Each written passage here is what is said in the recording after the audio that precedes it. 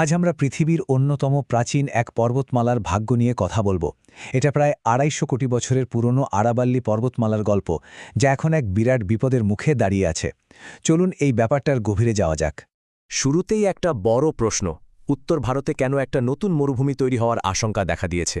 এই প্রশ্নের উত্তরটা কিন্তু আমাদের একটা বেশ ভয়ঙ্কর বাস্তবতার দিকে নিয়ে যাবে। আসলে এই মরুভূমির ঝুঁকির কারণটা আর কিছুই না, ২৫০ কোটি বছরের পুরনো আরাবল্লী পর্বতমালা। এই প্রাচীন পাহাড়টাই উত্তর ভারতের প্রাকৃতিক বর্ম, আর আজ সেই বর্মটাই কিন্তু বিপদে। আচ্ছা, ব্যাপারটা বুঝতে হলে সবার আগে আরাবল্লীর বয়স আর এর ঐতিহাসিক গুরুত্বটা বুঝতে হবে। এটা শুধু কয়েকটা পাহাড়ের সারি নয়, এটা আস্ত ইতিহাসের সাক্ষী। এখানে একটা দারুণ তুলনা আছে, ভাবুন একবার।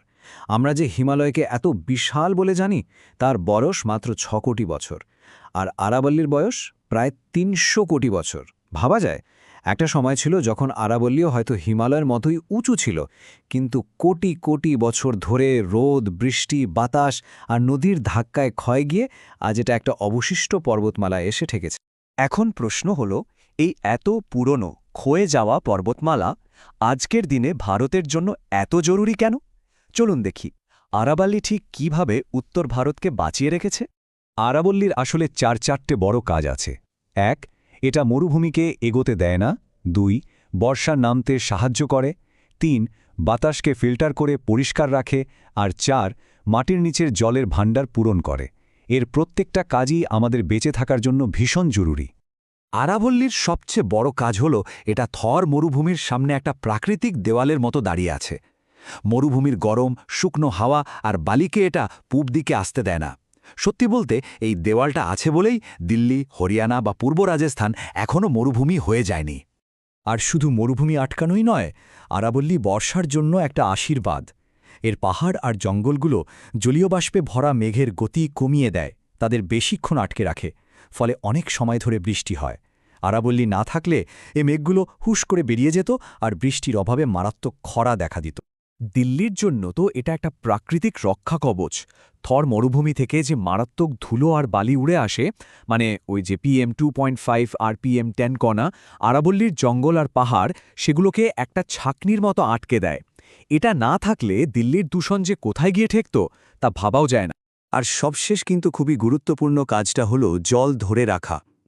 আরাবল্লীর পাথরের মধ্যে প্রচুর ফাটল আছে, যেগুলো অনেকটা স্পঞ্জের মতো কাজ করে। বৃষ্টির জল এই ফাটলে জমা হয় আর তারপর ধীরে ধীরে চুঁইয়ে মাটির নিচে গিয়ে জলের স্তরকে আবার ভর্তি করে তোলে। দিল্লি, রাজস্থান, হরিয়ানা জলের একটা প্রধান উৎসই কিন্তু এই পর্বতমালা। বেশ, তাহলে এত গুরুত্বপূর্ণ একটা পর্বতমালা ধ্বংসের মুখে কেন? কারণটা হলো একটা নতুন আইনি সংজ্ঞা, আর বিতর্কটা ঠিক এখানেই। কিছুদিন আগে সুপ্রিম কোর্ট একটা রায়ে বলেছে, আরাবল্লীর যে চূড়াগুলোর উচ্চতা ১০০ মিটারের কম, সেখানে খনিজ তোলার জন্য মাইনিং করা যাবে। আর এখানেই কিন্তু আসল সমস্যাটা লুকিয়ে আছে। সাধারণত পৃথিবীতে যে কোনো জায়গার উচ্চতা মাপা হয় গড় সমুদ্রপৃষ্ঠ বা মিন সি লেভেল থেকে, কারণ সব সাগরের জলস্তর মোটামুটি একই লেভেলে থাকে। এটাই হলো আন্তর্জাতিক নিয়ম। কিন্তু নতুন নিয়মে বলা হয়েছে আরাবল্লীর উচ্চতা মাপা হবে তার চারপাশের জমিন থেকে, সমুদ্রপৃষ্ঠ থেকে নয়। এখানে একটা বড় ফাঁক তৈরি হয়ে গেছে। মানে কেউ যদি ইচ্ছে করে একটা পাহাড়ের গোড়ার উঁচু জায়গা থেকে মাপ নেয়, তাহলে সহজেই একটা উঁচু পাহাড়কেও ১০০ মিটারের কম দেখিয়ে দিতে পারবে। আর এর ফল কি হতে পারে? বিশেষজ্ঞরা বলছেন, এই নতুন নিয়মের ফাঁক গলে আরাবল্লী পর্বতমালার প্রায় ৯০% হয়তো ধ্বংস হয়ে যাবে। ভাবুন, ১২,৮০০র বেশি চূড়ার মধ্যে হয়তো মাত্র ১১০০টা রক্ষা পাবে। অবশ্যই এই সিদ্ধান্তের পেছনে একটা অর্থনৈতিক যুক্তিও আছে।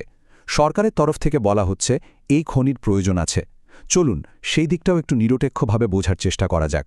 সরকারের যুক্তি হল এই খনি শিল্পের সাথে লক্ষ লক্ষ শ্রমিকের রুটিরুজি জড়িত, আর এটা দেশের জিডিপিতেও বড় ভূমিকা রাখে। ভারতে যেভাবে বাড়িঘর আর রাস্তাঘাট তৈরি হচ্ছে, তাতে গ্রানাইট, মার্বেল, বালি, পাথরের চাহিদা তো আকাশ ছোঁয়া। সেই বিপুল চাহিদা মেটাতে আর অর্থনীতির চাকা সচল রাখতে খনি তো দরকার, এটাই বলা হচ্ছে। ফলে আমরা একটা খুব কঠিন পরিস্থিতির মুখোমুখি এসে দাঁড়িয়েছি। একদিকে পরিবেশ বাঁচানোর প্রশ্ন, আর অন্যদিকে দেশের অর্থনৈতিক অগ্রগতির বাস্তবতা। এই সংঘাতটা আমাদের একটা ঐতিহাসিক ঘটনার কথা মনে করিয়ে দেয়। ১৭৩০ সালে রাজস্থানের খেজুরলি গ্রামে অমৃতা দেবী বিষ্ণই আর ৩৬৩ জন গ্রামবাসী শুধু কয়েকটা গাছ বাঁচানোর জন্য নিজেদের জীবন দিয়েছিলেন। পরিবেশ রক্ষার জন্য এই আত্মত্যাগ এই অঞ্চলের সংস্কৃতির একটা অংশ। সুতরাং শেষ প্রশ্নটা এটাই, যখন উন্নয়ন আর পরিবেশ একে অপরের মুখোমুখি হয় তখন আসল মূল্য কোনটা? একদিকে লক্ষ লক্ষ মানুষের জীবিকা আর অন্যদিকে কোটি কোটি মানুষের ভবিষ্যৎ। এই সিদ্ধান্তের ওপরই কিন্তু উত্তর ভারতের ভাগ্য নির্ভর করছে।